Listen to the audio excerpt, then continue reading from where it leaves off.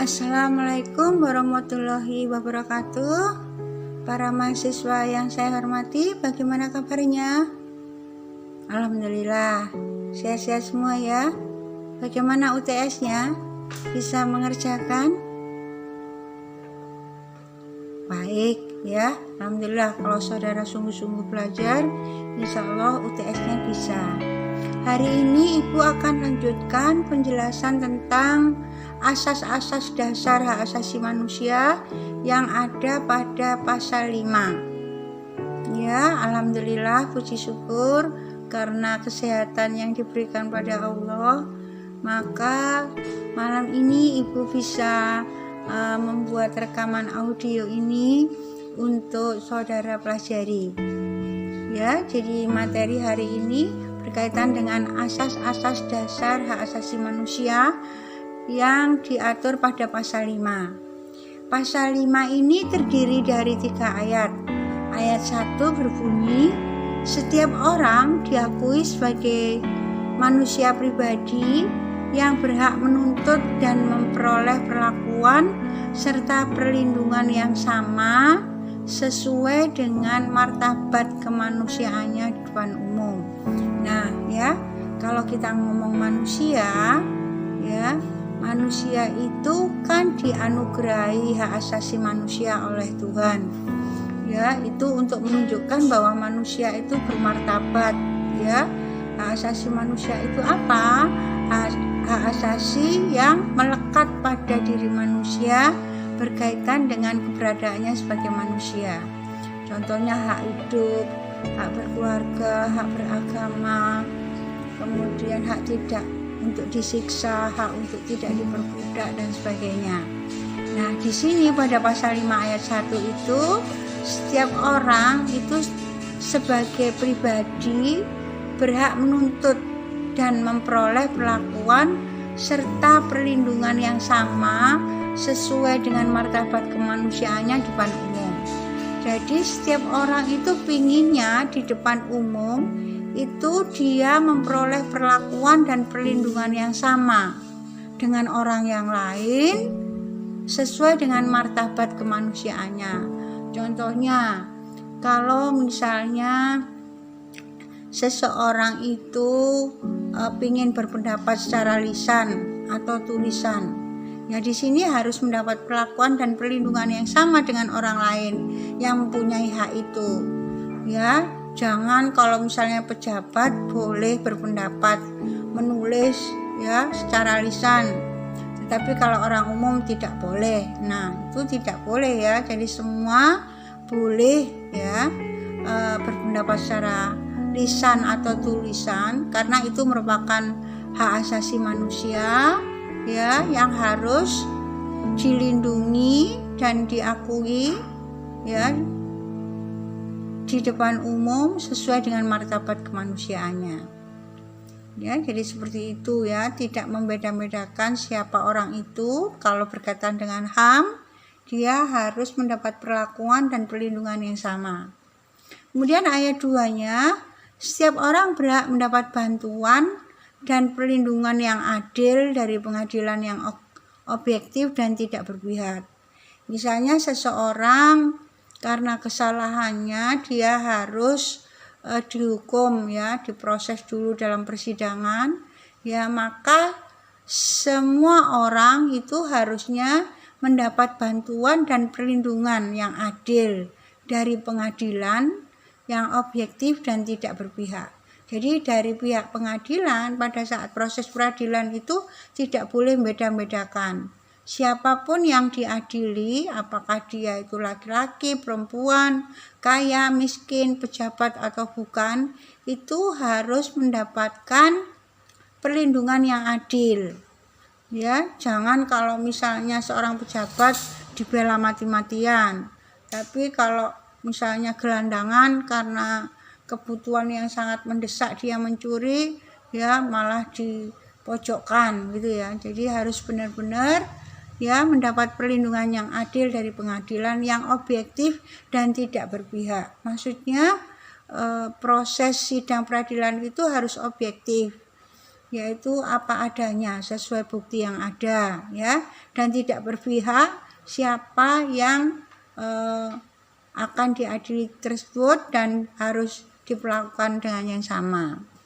Kemudian ayat 3 dari pasal 5 bunyinya, setiap orang yang termasuk kelompok masyarakat yang rentan berhak memperoleh perlakuan dan perlindungan yang lebih berkenaan dengan kekhususannya. Nah, ini kita ngomong contoh konkretnya ABK atau lansia, ya. ABK, anak berkebutuhan khusus, ini termasuk kelompok masyarakat yang rentan, termasuk lansia, perempuan, anak-anak, ya, itu rentan. Mereka secara fisik kodrat itu lebih lemah dibandingkan dengan pria, terutama anak berkebutuhan khusus atau lansia. Nah, maka di sini mereka yang rentan ini, anak berkebutuhan khusus atau lansia, ya, ini harus memperoleh perlakuan dan perlindungan yang lebih berkenaan dengan kekhususannya. Misalnya kalau anak berkebutuhan khusus, ya, di sini misalnya kalau memperlakukan dia itu tidak bisa disamakan dengan anak yang biasa, ya. Jadi harus lebih dimanusiakan, ya. Siapapun dia, bagaimanapun kekhususannya, ya, itu harus diperlakukan beda sesuai dengan kekhususannya tadi. Kalau kita ngomong anak berkebutuhan khusus itu ada yang disabilitasnya itu dari sisi fisik, ada yang dari sisi kejiwaan, ya. Kalau dari fisik jangan kita memperolok, ya, karena fisik yang berbeda, ya. Kemudian kalau dari kejiwaannya mungkin IQ-nya di bawah standar dan sebagainya, kita harus tetap menghargai dia, mendengarkan dia, malah kasih sayangnya harus lebih dibandingkan dengan anak-anak biasa. Demikian juga dengan lansia, ya. Contohnya kalau misalnya naik bis kota atau naik angkot atau naik apa, kemudian tempat duduknya hanya satu, yang satu lansia, yang satu masih gagah perkasa, yang satunya masih muda, tentunya kita harus mendahulukan tempat duduk itu untuk lansia, karena kalau lansia itu biasanya fisiknya sudah menurun, cara pikirnya sudah agak lambat dan sebagainya, ya. Jadi berkaitan dengan kelompok masyarakat yang rentan, yaitu lansia, kemudian anak berkebutuhan khusus, anak kecil, wanita hamil, ya, itu harus memperoleh perlakuan dan perlindungan yang lebih, ya, dibandingkan dengan yang biasa. Saya kira itu, ya, berkaitan dengan pasal 5. Sekarang saya lanjut dengan pasal 6, ya. Dalam rangka penegakan hak asasi manusia, perbedaan dan kebutuhan dalam masyarakat hukum adat harus diperhatikan dan dilindungi oleh hukum, masyarakat, dan pemerintah. Nah, di Indonesia ini benar-benar luar biasa, ya, saudara-saudara. Kalau kita ngomong sumber hukum itu tidak hanya tertulis saja, tapi ada juga sumber hukum yang tidak tertulis. Contohnya adalah hukum adat. Nah, pada pasal 6 ini tentang asas-asas dasar HAM, negara, pemerintah, masyarakat itu, ya, wajib memperhatikan dan melindungi hukum adat, ya, karena hukum tidak tertulis ini biasanya tumbuh dan berkembang di suatu masyarakat adat tertentu yang ada di Indonesia, yang bisa juga dipakai sebagai sumber hukum yang tidak tertulis, yaitu nilai-nilai yang hidup dalam masyarakat dan diakui kebenarannya oleh masyarakat, yang wajib dihormati, dihargai, dijunjung tinggi. Ya, jadi hukum adat itu harus diperhatikan dan dilindungi oleh hukum, masyarakat, dan pemerintah. Jadi kalau misalnya ada kasus dalam suatu masyarakat yang itu bisa diatasi dengan hukum adat, ya, maka di sini diperbolehkan, ya, menggunakan hukum adat dulu, ya, karena kita menghargai sumber hukum tidak tertulis, ya. Kalau nanti misalnya hukum adat ada hambatan dan sebagainya, maka boleh menggunakan hukum yang tertulis. Kemudian identitas budaya masyarakat hukum adat termasuk hak atas tanah ulayat dilindungi selaras dengan perkembangan zaman.